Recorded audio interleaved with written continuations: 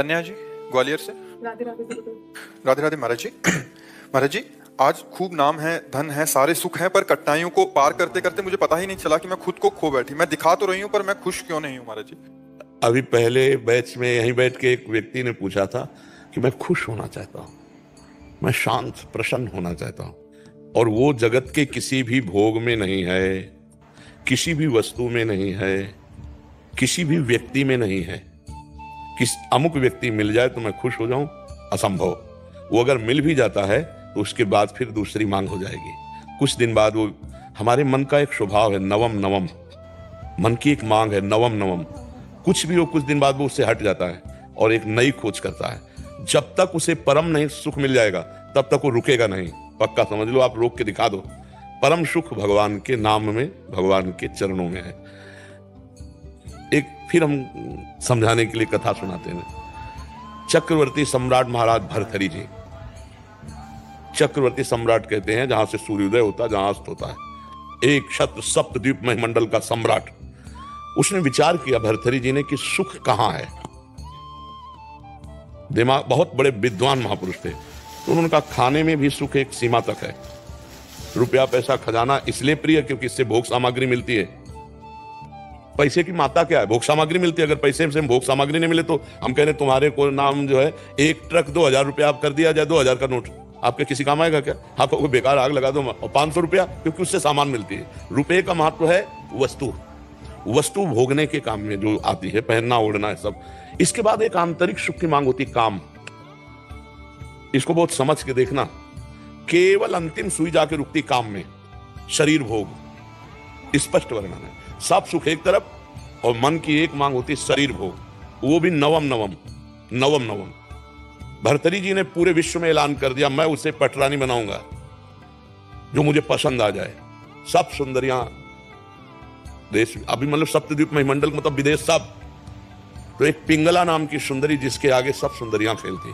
भर्तृहरि जी को उसने पसंद किया, भर्तृहरि जी ने उसे पसंद। अब वो तो कोई साधारण पुरुष तो थे नहीं, तो उन्होंने कहा कुछ वर्ष में राजकाज बिल्कुल नहीं करूंगा।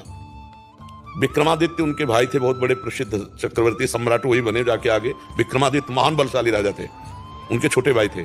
उनको राजपद दे दिया और कहा मैं केवल देखूंगा भोग में है कितना सुख। वैज्ञानिक दृष्टि उनकी। अब रात दिन अच्छे अच्छे पदार्थ खाना। चक्रवर्ती सम्राट थे, पिंगला के साथ रहना।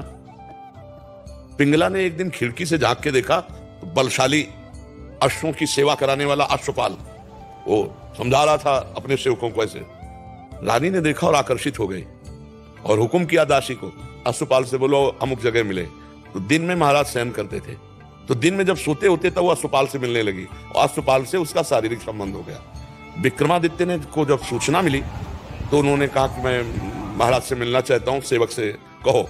बहुत प्रवीण थी पिंगला, उसको भनक लग गई दासी के द्वारा कि विक्रमादित्य आपकी चाल को जान गया है। भर्तृहरि जी से उन्होंने कहा कि आप अपने भाई को क्या बहुत अच्छा समझते हो? मेरे ऊपर वो गंदी नजर रखता है। प्रिया चरित्रम पुरुषस्य भाग्यम दैवो न जानामि कुता मनुष्या। जो कपट छल करने वाले स्वभाव वाले होते हैं उनका अलग। अब विक्रमादित्य ने कहा मैं भ्राताश्री से मिलना चाहता हूं और उसने पहले ही क्लियर कर दिया। तो विक्रमादित्य के पास क्रोधित हो गया। उनका कभी नहीं समझता था तो ऐसी दृष्टि। तो उनका भैया हम जो बात बताना चाहे मैं समझ रहा हूं कि तू यही तो कहना चाहता है ना पिंगला गलत है। तो उनका हाँ भाई गलत है हमारे पास। बोले तुम कितने सही, निकालो इसको। मंत्री से आदेश किया इसको देश निकाला दे दो बेमतलब। अब विक्रमादित्य ने मंत्रियों से कहा भाई इस समय हमारे उसके शासन में है, जीवन इनका बहुत खतरे में है, संभालना राज्य, और मैं अमुक जगह जंगल में रहूंगा, जरा भी खतरा हो तो मुझे बता देना, और भाई की आज्ञा का पालन करने के लिए। जो अश्वपाल था वो महाराज की नृत्यांगना थी दरबार में, उससे उसकी मित्रता थी। अब वहां एक नगर में ब्राह्मण गरीब था, उसने तपस्या की देवराज इंद्र को प्रसन्न करने के लिए। देवराज इंद्र प्रसन्न हुए और एक फल दे दिया, कहा इसको खाओगे तो अमर हो जाओगे, और अंतर ध्यान हो गए। उसने कहा मैं गरीब आदमी, धन चाहता था, अमर होके क्या करूंगा? तब विचार आया कि धर्मात्मा चक्रवर्ती सम्राट महाराज भर्तृहरि को दे तो वो हमें धन दे देंगे। ऐसा ही किया। महाराज की जय जयकार हो। आज तक दरबार में नहीं आए थे, लेकिन ब्रह्म ऋषियों को जाने का आदेश था, वो गए, महाराज की जय जयकार हो। महाराज मैंने तपस्या के द्वारा अमर फल प्राप्त किया है, मुझे धन दिया जाए। तो उन्होंने खजाने में कह दिया जितना मांगे धन दे दो, और अमर फल लिया। और विचार किया मैं अमर होके क्या करूंगा? अगर पिंगला अमर रहेगी तो पिंगला को दिया, खा लो। पिंगला ने तुरंत विचार किया मैं अमर होके क्या करूंगी? अगर अश्वपाल जीवित रहेगा तो अश्वपाल को दे दिया। अश्वपाल ने सोचा मैं अमर होके क्या करूंगा, जो हमारी नृत्यांगना महाराज की है वो अमर हो जाए तो जब तक जीवित रहूंगा। नृत्यांगना ने सोचा मैं अमर होके क्या करूंगी महाराज को। समझ रहे ना, देखो जब पोल खुली होती है तो मैं अब जो नृत्यांगना थी उसने मंत्री से प्रार्थना की कि महाराज से मैं मिलना चाहती हूँ, आदेश हुआ। उसने कहा महाराज ये अमर फल है, आप इसे पा लीजिए, आप जैसा धर्मात्मा राजा अमर होना। उनका ये सच्ची बता तुझे अमर फल कहां से मिला, क्योंकि तपस्या से ब्राह्मण ने प्राप्त किया, तू वैसे तुझे कहां से प्राप्त। बोले महाराज ये प्राण क्षमा किए जाए, हमारी दोस्ती है अश्वपाल से। अश्वपाल जो महल के नीचे ही, उनका जाओ किसी से कहना मत। अश्वपाल को बुलाया, बोला जानते हो हम तुम्हें क्या कर सकते हैं। तो कांप रहा था पहले से, बीच सभा में आरे से चिरवाएंगे अभी तुझे, और अगर तू सत्य बोल देगा तो तुझे क्षमा कर देंगे, बिल्कुल कोई दंड। बोले महाराज पिंगला जी ने दिया। क्यों, पिंगला से तुम्हारा क्या संपर्क। बोले विक्रमादित्य ठीक कह रहे थे, हमारा पिंगला से शारीरिक संबंध है। महाराज भरथरी के होश उड़ गए। मुझ चक्रवर्ती सम्राट से वो खुश नहीं।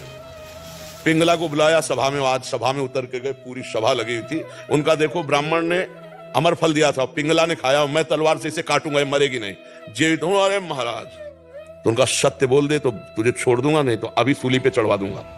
तो उनका महाराज ऐसी गलती हमसे हो गई कि हमने वो फल नहीं खाया, अश्वपाल को दे दी। तो मुकुट उतारा और कहा धिक्कार इस संसार के सुख को कि मुझ सर्वांग सुंदर पुष्ट चक्रवर्ती सम्राट से ये तृप्त नहीं है, और महारानी से वो अश्वपाल तृप्त नहीं है। अश्वपाल वैश्या से प्यार, ये क्षुद्र काम किसे। और महान बैरागी हुए जिनके सूत्रों को बैरागी जन पढ़ते हैं, भरतरी शतक है उनका।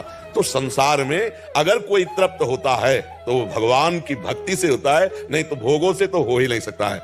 आज तुम्हें प्यार कोई कर रहा है और तुमसे सुंदर मिल जाएगा, कल वो उससे प्यार करने लगेगा, परसों तीसरे से करने। आज तक किसी की तृप्ति हुई हो तो हमें बताओ, भोगों में कहीं तृप्ति नहीं हो सकती, कहीं सुख। बढ़िया बहुत सुंदर बुद्धि आपकी है जो आपको अनुभव करा रही कि सब कुछ होते हुए भी एक ऐसा स्थान खाली है जहां लगता है वो नहीं है जो मैं चाह रही हूं। वो श्री कृष्ण है, वो प्रभु है।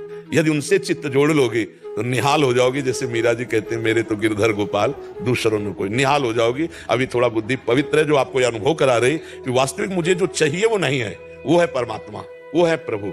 हम कह रहे हैं यहां तक सोने से लाद दिए जाओ, केवल मान्यता ही तो है ना, मान्यता का सुख है। नहीं बताओ मीठा लगता है कि खट्टा लगता है, क्या सोने में है, केवल वो महंगा है और उसकी मान्यता है। इसलिए हमको लगता नहीं। 4 लाख योजन का सोने का पहाड़ है एक, जिसका नाम सुमेरु है।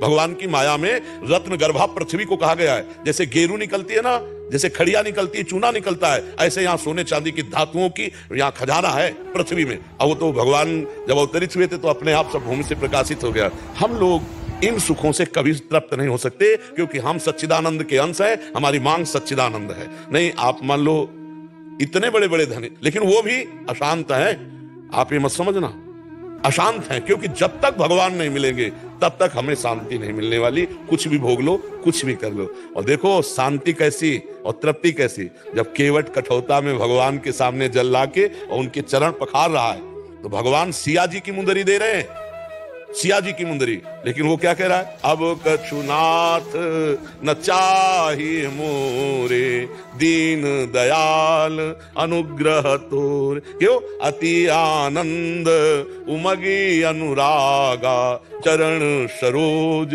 पखारन ला। भगवान के चरण से जो आनंद मिला, केवट कहने लगा अब कछुनाथ न चाहिए मोरे। भगवान के बिना मिले ये शब्द नहीं निकल सकता कि अब मैं सुखी हो गया, आज के बाद मुझे कुछ नहीं चाहिए, मैं जो चाहा वो मुझे मिल गया।